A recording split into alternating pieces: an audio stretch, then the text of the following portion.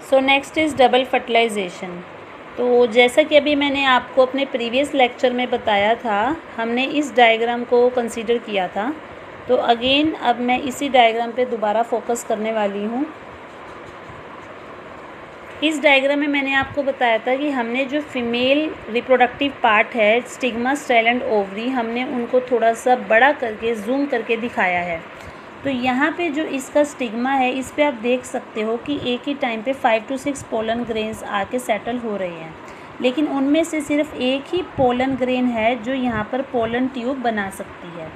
और एक pollen grain में से एक टाइम पर 2 मेल गैमीट्स बन सकते हैं, और उनमें से मैंने आपको बताया था कि जो एक मेल गैमीट है that will fuse with the egg nucleus and that will form the zygote, और जो सेकेंड आपका मेल गैमीट है that will fuse with the central nuclei, polar nuclei, and that will form the endosperm. और क्योंकि ये polar nuclei 2n है, तो इसके साथ जब मेल गैमीट फ्यूज़ होगा तो ये वहाँ पर ट्रिप्लॉइड एंडोस्पर्म बनाएगा। और इसी तरह से जो दूसरे वाला मेल गैमीट है that will fuse with the egg, that will form the zygote, और क्योंकि वो दोनों हैप्लॉइड थे तो जो जाइगोट बनेगा दैट विल बी डिप्लॉइड। अब इसी चीज़ को हम दोबारा से देखते हैं कि सिनर्जिड्स में एंटर करने के बाद जो पोलन ट्यूब है उससे 2 मेल गैमीट्स आकर रिलीज़ हुए। उनमें से एक मेल गैमीट जो था वो एग सेल में जाएगा और उसके न्यूक्लियस के साथ फ्यूज़ होकर सिंगैमी करेगा, and that will lead to the formation of the zygote. And जो सेकेंड आपका मेल गैमीट है that will fuse with 2 polar nuclei which are located in the centre, और वो जाके वहाँ पर ट्रिप्लॉइड प्राइमरी एंडोस्पर्म न्यूक्लियस बनाएगा, जिसे आप PEN भी बोल सकते हो। अब क्योंकि यहाँ पर 3 हैप्लॉइड न्यूक्लियाई एक ही टाइम पर फ्यूज़ होते हैं, इसलिए इस प्रोसेस को हम ट्रिपल फ्यूज़न भी बोल सकते हैं। और सिंगैमी और ट्रिपल फ्यूज़न ये दोनों चीज़ें एक ही टाइम पर एक ही प्रोसेस में हो रही हैं, so this complete process is known as the double fertilisation.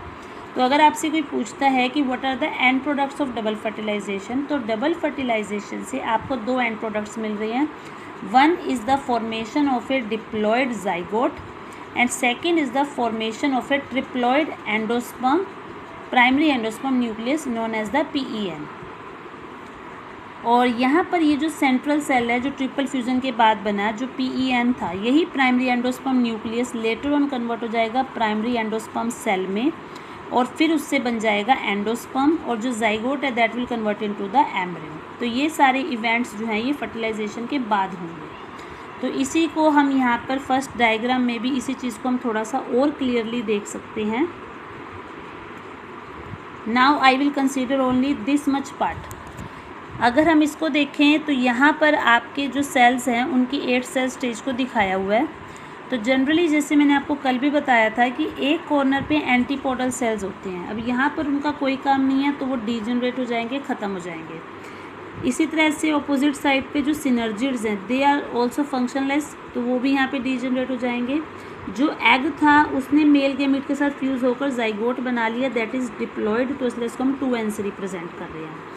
Centre में प्राइमरी एंडोस्पर्म न्यूक्लियस बना है which is formed by the fusion of male gamete with polar nuclei, तो इसलिए हम इसको 3n लिख रहे हैं बिकॉज इट इज़ ट्रिप्लॉइड। यही प्राइमरी एंडोस्पर्म न्यूक्लियस इसके अराउंड और डिवीज़न होगी तो प्राइमरी एंडोस्पर्म सेल बना देगा।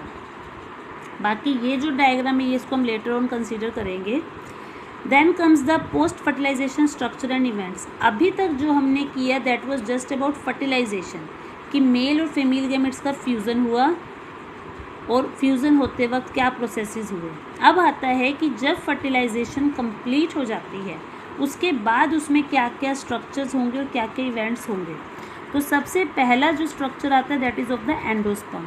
तो जनरली यहाँ पे हम इसको 4-5 स्टेप्स में कर सकते हैं कि सबसे पहले यहाँ पे एंडोस्पर्म की फॉर्मेशन होगी, देन एम्ब्रियो की डेवलपमेंट होगी, देन जो ओव्यूल है they will convert into the seeds, और जो ओवरी है that will convert into the fruit. ये सभी स्टेप्स जो हैं एक ऑर्डर में चलते हैं।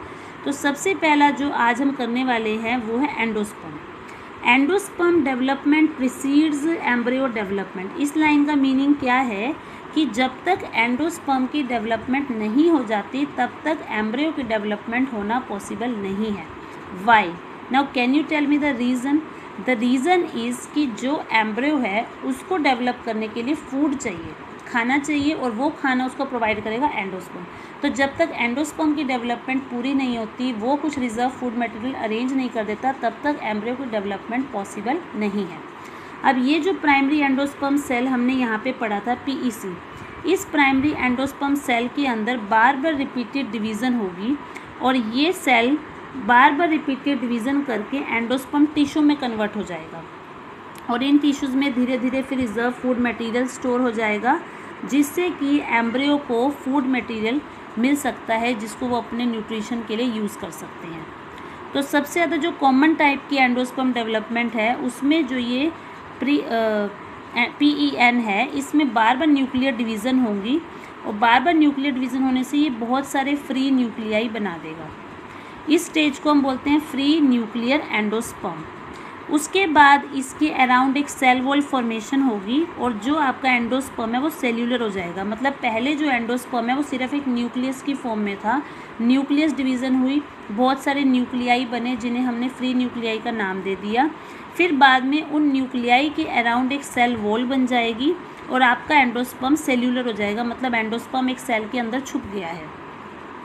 किसके अंदर कितने फ्री न्यूक्लियस होंगे वो डिपेंड करता है कि वो कौन सा प्लांट है। तो जनरली जो हम कोकोनट वाटर पीते हैं, आपने देखा होगा नारियल के अंदर जो पानी होता है वो उसका फ्री न्यूक्लियर एंडोस्पर्म है। यानी कि जो पानी आप पी रहे हो वो उसका न्यूक्लियर एंडोस्पर्म है और उस पानी के आसपास जो वाइट कलर है जिसको आप गिरी बोलते हैं, जिसको हम लोग कंज्यूम करते हैं, वो उसका सेल्यूलर एंडोस्पर्म है क्योंकि उसने उसको सराउंड किया हुआ है। अब ये जो एंडोस्पर्म है इसको ये भी हो सकता है कि जब बाद में एम्ब्रियो बने वो इस पूरे के पूरे एंडोस्पर्म को ख़त्म कर दे, अपनी फॉर्मेशन में इस्तेमाल कर ले, जैसे पी, ग्राउंडनट और बीन्स के केस में हो सकता है। या ऐसा भी हो सकता है कि सीड बनने तक भी या सीड बनने के बाद भी उसमें एंडोस्पर्म रहे, जैसे अभी हमने कोकोनट और कैस्टर के केस में देखा।